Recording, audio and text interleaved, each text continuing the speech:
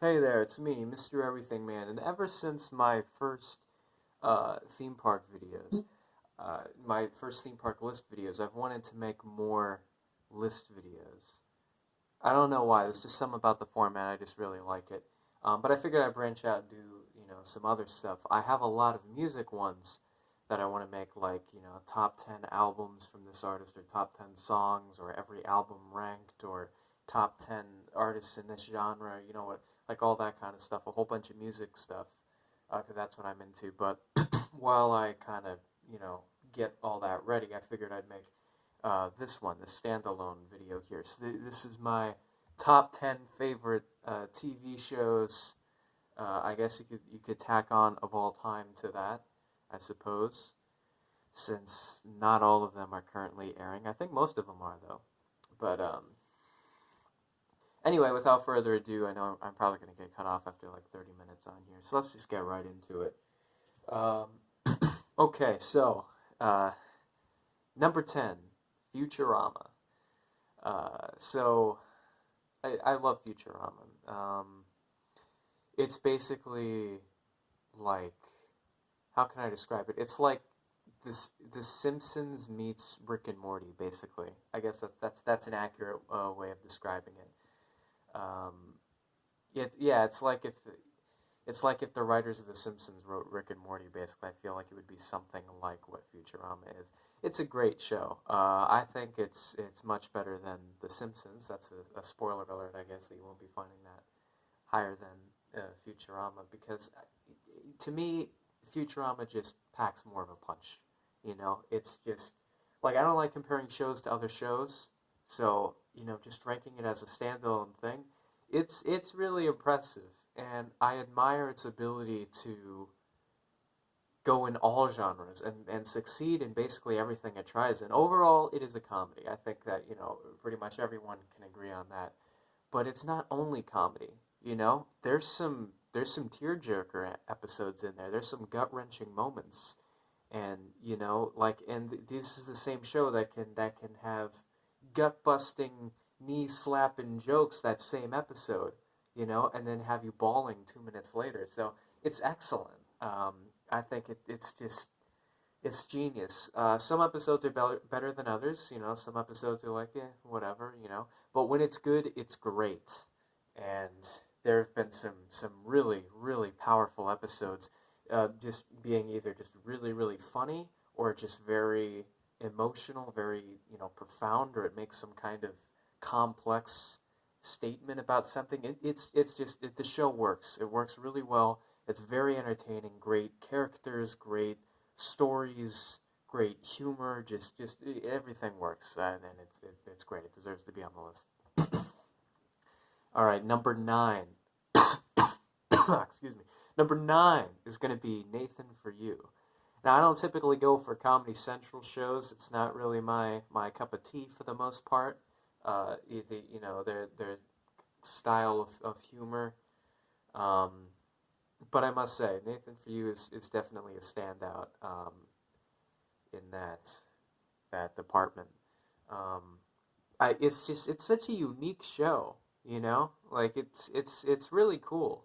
I think it definitely is able to, just in the sea of live action reality TV, like it's very hard to come up with something that's truly original and entertaining. But this is a show that actually does that, I think. Um, and I've been a fan of Nathan Fielder's earlier work too, on YouTube and on stuff like that. So I guess that's why, maybe when it's like, when I see the show, it's like, oh cool, this guy's got a show, you know.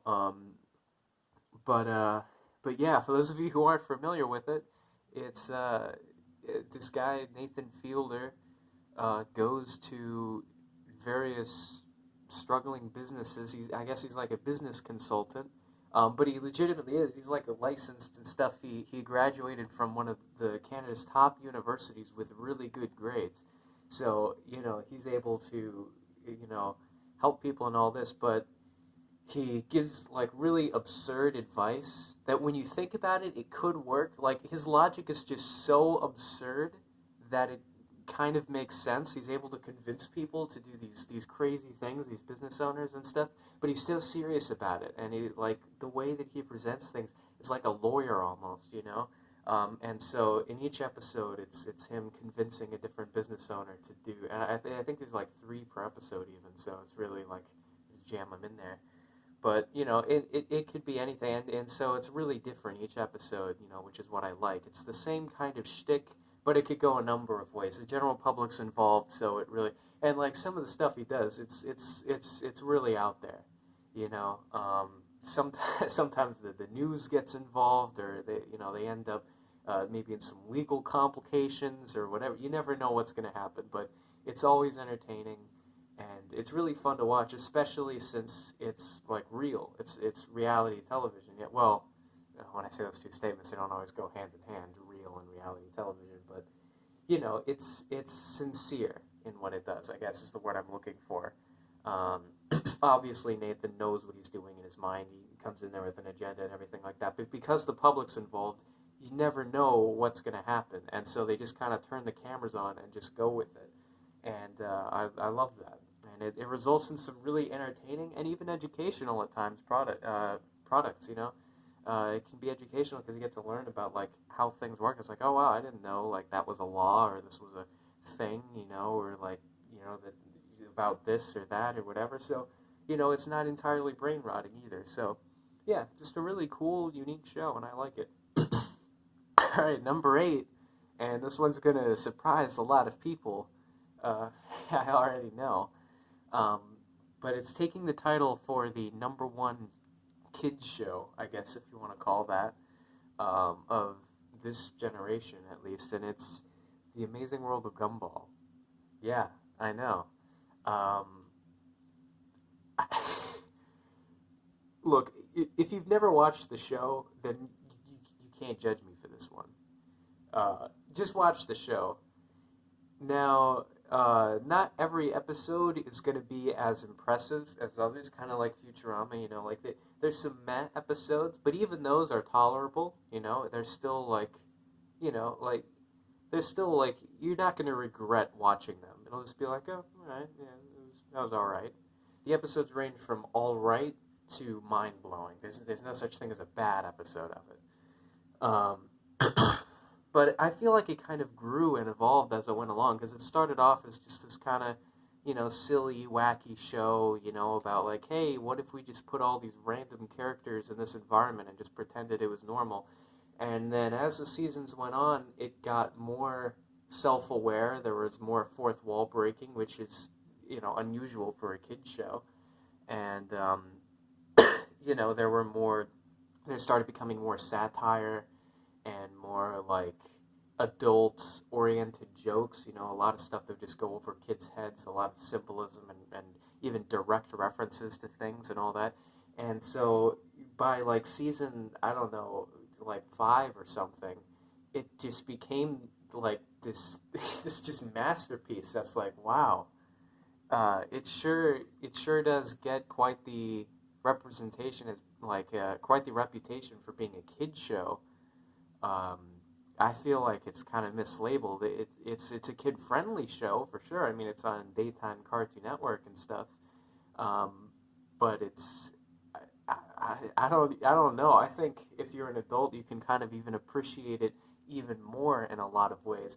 I, for one, like just the wacky, zany, you know, high energy sort of vibe that it has to it. I think it's different than some other shows, some other kid shows that like have that high energy, but it's just like hyperactive and annoying. You know what I mean? Like, to me, the energy isn't like that. It's more just like, it's just fun, and it's just like upbeat, and it's just happy. And then you like with that tone, you get these like really, like, I watched an episode a while ago. I saw an episode. I forget what it was or what it was called, but it was something about like, yeah, like there's always these philosophical quandaries, or at least in the recent seasons, and it's just I don't even know how to describe it. There was one where like they realized it was a cartoon and they were trying to get out, but then there was there was something that, like, there was a villain that was like a human, but they, I don't know. it's it gets pretty trippy, but it's been a while for me, so I gotta rewatch some of that. There's another one that was like about the meaning of life or something. I remember like tearing up during that episode. It's just like, if a kid show can make a fully grown man like me cry, like it's got my applause for sure. But I've talked enough about this, I think. So, if that sounds like something you might be into or might be willing to give a chance, then I highly recommend you watch it. All right. Number 7, Mystery Science Theater 3000. This one also, well, I shouldn't say also, this one has a niche audience. If you know what it is, you know what it is. If you don't, you know, then you're like the rest of us. Um, this is I think the oldest show on the list. Well, it's in the older phylum, I guess. Um, phylum is not the right word. I'm not with it tonight. But anyway, yeah. For those of you that don't know what it is, it's like, imagine you want to watch a movie. Like, imagine you want to just watch a really crappy movie, right? Just to make fun of it, just as some lighthearted fun. I think we all can relate to that, or most of us at least. Like, sometimes, you just want to watch a movie, but you just don't really care about it. You're just like, whatever. You just have it on in the background. It's just like a distraction. You just like make fun of it and crack jokes and stuff like that. So imagine you want to do that, but you don't have any friends to do that with, like, cause it's like, it's like, you get the buddies together and you just screwing around, just having a good time, just watching this terrible movie and making fun of it together and stuff like that. Well, not to fear, because Mystery Science Theater 3000 is here, and you can watch them with Joel and his robots. Let's see, there's Cambot, um, Gypsy, Tom Servo, and Crow. And so, and the point of the show is it's them in this movie theater green screen thing watching copyright free old movies, um, and just making fun of them. And the episodes are like as long as the movies are, so they're like an hour and a half. And but then just randomly, like just in the middle of the movie, it'll all of a sudden cut away to Joel and the robots, like in some kind of skit or sketch or something, because it's like it takes place on a spaceship for like no reason, basically. And there's just movies that they have no control. It's all explained in the theme song, by the way. But keep in mind, Joel can't control when the movies begin or end because he has the extra parts to make his robot friends. So, he's being sent these movies to watch, and he can't control when they stutter, and so the whole ship just starts vibrating, and we gotta get back to the movie, and they go in. Um, but yeah, like whenever there's a commercial break, they usually cut back and it's like a skit or something. It'll just be something completely random. You never know what it is, but there's some good quips in there, and during the movies as well too. It's just a really wacky, fun, good time, and the show's from like I think the early '90s, and there's been several renditions of it over the years, but it's out there. It's unlike any other show. Like I can just imagine the struggles of trying to pitch that to the network. Of being like, how do you make a pilot for that? It's like it's gonna be the length of the movie, and it's just it's this guy that is just like makes fun of movies, and then there's also random skits in there too, for no reason, and it's all on a spaceship, and it's like I don't know, but I love it. I love the energy, and it's just really great. I'm not always going to be in the mood for something like that, especially given how long the episodes are. Um, but when I am, it just really hits the spot like nothing else. There used to be full free episodes available on YouTube, but I don't think there are anymore. I'm not sure. You can probably watch them somewhere though. Okay, number 6, Impractical Jokers. Now we are getting into the territory of shows that I have watched every single episode of. As of as of now, late July 2020, there have been 8 seasons, I believe, plus the dinner party and a few other spin-offs that they've had. I have watched every single episode of the show multiple times. I've seen all the podcasts, the Unofficial and Practical Jokers podcast, the Tenderloins podcast, Tell 'em Steve Dave, and What Say You podcast, What Say You being my personal favorite. And, that one only has Q and Sal, but,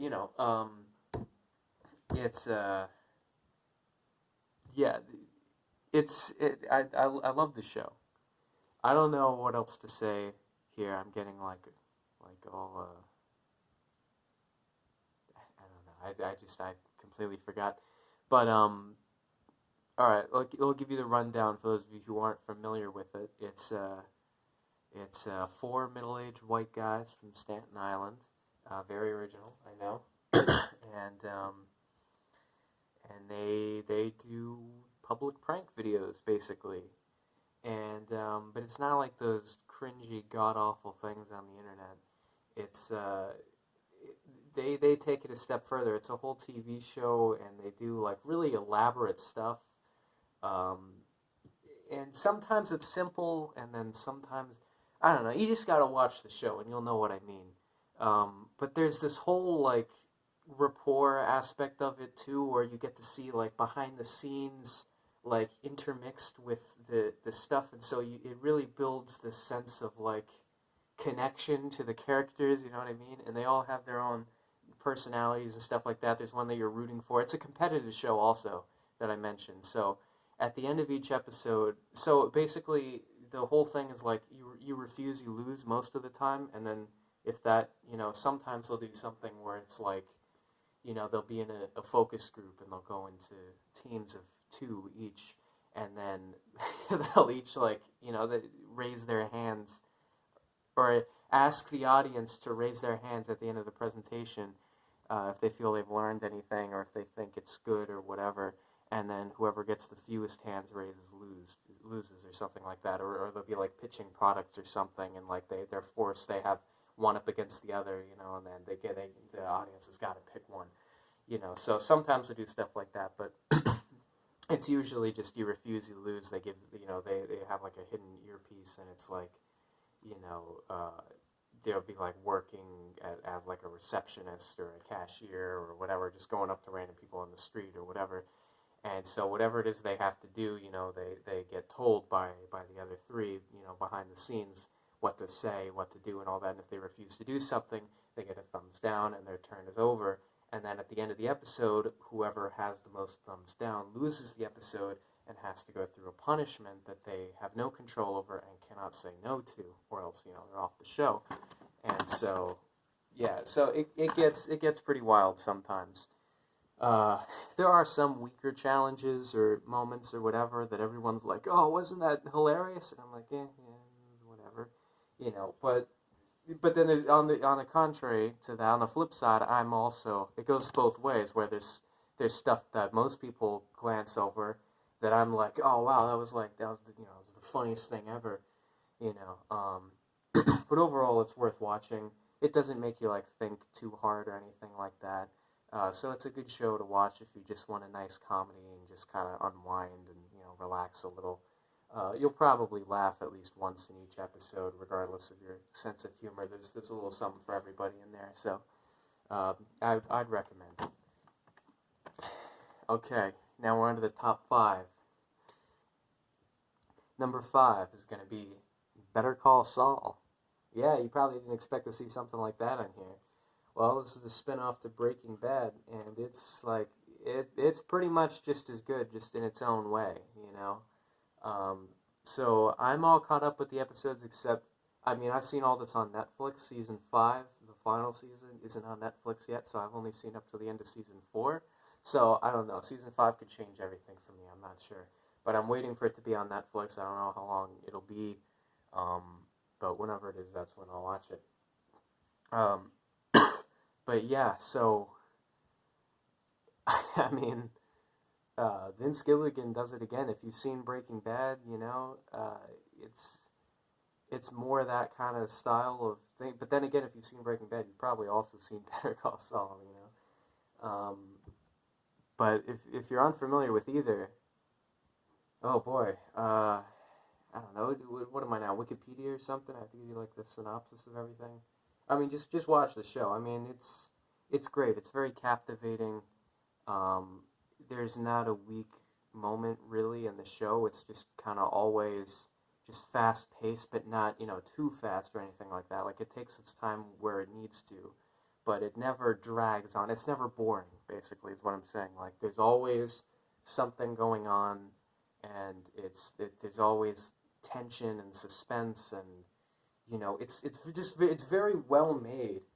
Um, and like I don't know, the characters have such depth to them, and it's very interesting to watch, and all the events unfold. I mean, I really just don't have anything bad to say about it. It's a solid show all around.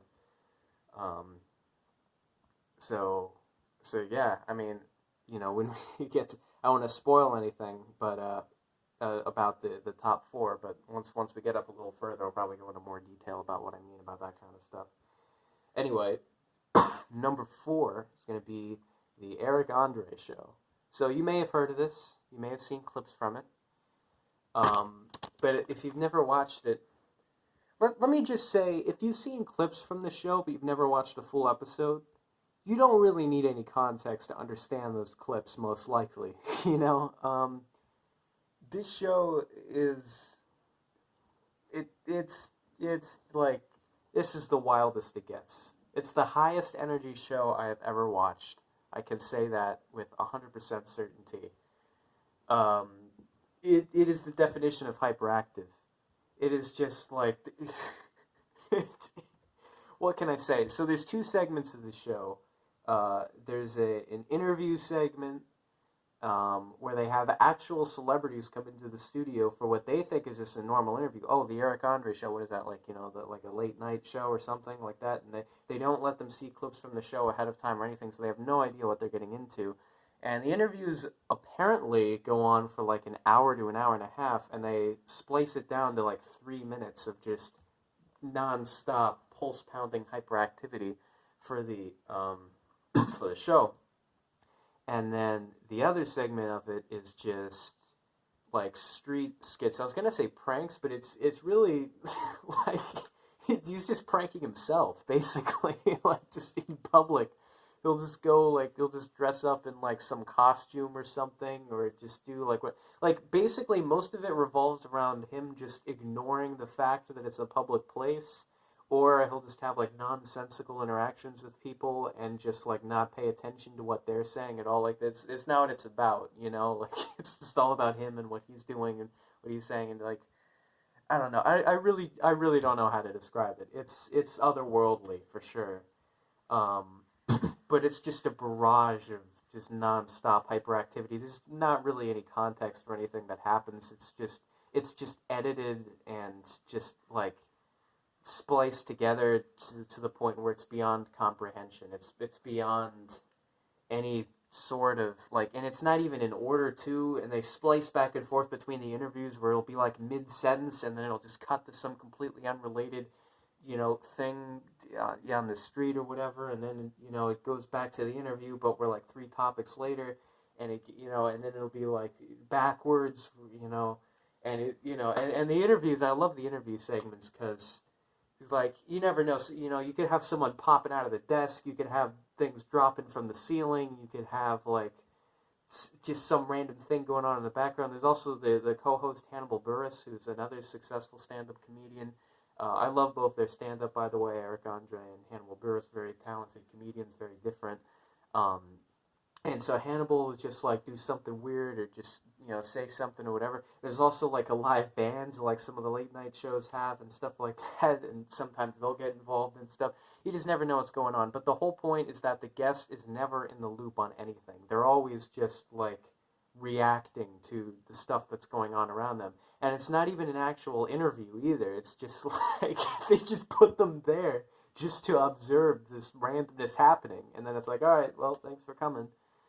So I don't even, I'm even doing a really poor job at describing it. But, I mean, it's just, it's insane. And you got to watch it. It's got my respect because it's just so crazy. It's so absurd and so hyperactive that I just can't help but love it. It's my kind of energy for sure. There's been stuff like that floating around in my mind for years, well before the show even existed. And then when it came out, I'm like, yes, finally, an outlet to vent, all these things into. So it's great. All right, number three. It really pains me to say this because of the association that you have by being a fan of it, but I have to just immediately separate myself from all that. Number three is Rick and Morty. Um, so it's really an embarrassing title nowadays, I would say, to call yourself a Rick and Morty fan, um, because there's other connotations like, oh, you must be a redditor, you must be a TikToker, you must like meme humor and all that, which none of that is me. Um, but I'm a passive. I like the show. I don't like the fan base any more than the non-fans do. But the show itself is brilliant. I think. Now, in recent seasons, I think there have been times where it's gotten a little try hard, a little too self-aware for its own good, just kind of beating a dead horse of like, oh, the joke is that it's self-aware and that it's like the show making fun of itself or whatever, and it's like, yeah, that's haha funny the first time, but when you make that like the whole episode or like a running gag, it gets old. It's like, okay, well, now you're just using this as an excuse to not try, and also calling yourself out on it while you're doing that, but that doesn't make it any better. Like, if anything, that just makes it worse. So I do have my gripes with some of it, but ultimately, what it all comes down to is all the problems I have with the show, I wouldn't have if I wasn't a fan. You know what I mean? Because if I didn't care about the show, I wouldn't care enough to have those problems with it. So ultimately, every nitpicky thing I have over it is because I love the show so much and I like obsess over the details of it, and I know what they're capable of because they have some really, really impressive episodes. And so when there's one that I feel isn't as impressive, it's really frustrating to me because I know what the show's capable of. So I might, and that might be one of my list videos in itself, is like every Rick and Morty episode ranked or something like that. But that's for a different time. We'll get into that later. But I'll just say, the reasons I like it might be a little unconventional or different. Okay, well, we're at 27:40 already, so we got to speed it up. Okay, number two is Black Mirror. Um, what can I say? I love the show. It's a Netflix original. Um, really, I'd say the only two good Netflix originals out there, or at least that I've seen, are BoJack Horseman and Black Mirror. Um, Black Mirror is a sci-fi anthology. It's basically like the Twilight Zone meets like South Park or Futurama, maybe. Um, each episode focuses on a different aspect of technology, a different kind of science fiction thing. They all have different characters, and it's basically like like a modern Twilight Zone kind of thing. Um, but it's great. It's very brilliant. It's engaging. It's extremely entertaining and very thought-provoking and smart and witty and funny and serious and all that stuff all in one. It's just a great show. I always have fun watching it, and I can't wait for there to be more. I would talk about it more, but like I said, we're at like 29 minutes now, so this is going to cut off any second. I don't want this to be in two parts. Okay, so in classic Watch Mojo fashion, let's burn through these honorable mentions before getting to number one. So our first honorable mention is Regular Show. I really wanted to put this on the list because it's like The Amazing World of Gumball. It has this certain kind of energy to it that I really respect. It's almost like just an adult show that just like they just had to water it down a little bit or change some things around so that it could be on Cartoon Network. But it's really, I'd say, more geared towards adults at the end of the day.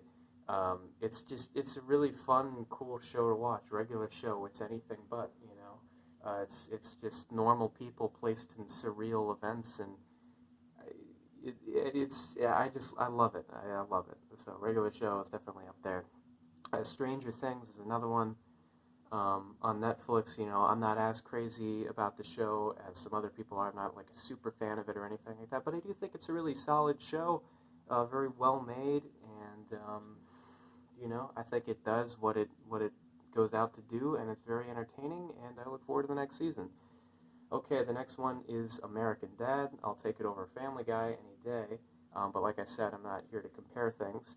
I think even in the recent seasons, they've done a spectacular job at you know, the style of humor. It's very unique. Also, The Simpsons. That one, you know, I mean, it's The Simpsons. The only reason it didn't make it to the top 10 list is because not every episode is as good as all the others.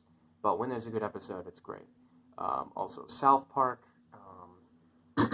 That one, I mean, it's Comedy Central, but I mean, I'm not always going to be in the mood for that kind of show. But when I am, it just really hits the spot. I got two more honorable mentions. Metalocalypse. You don't have to be a musician or even a metalhead to appreciate the show, but if you are, it just makes it even better. So it's not my favorite show in the world, but it's really good, I must say. So I respect it immensely. And the last honorable mention is Off the Air. So, I mean, it's the perfect show to watch while high. It's very abstract and yeah, it's great. It's unlike anything else. Okay, so for our number one pick, I am going with Breaking Bad. Yeah, I think it's the best show that I've ever watched. Just everything about it, just each episode it's just so engaging. There's so much depth to the characters and the story, and just every department. The acting, the set design, the costumes, the scripts. It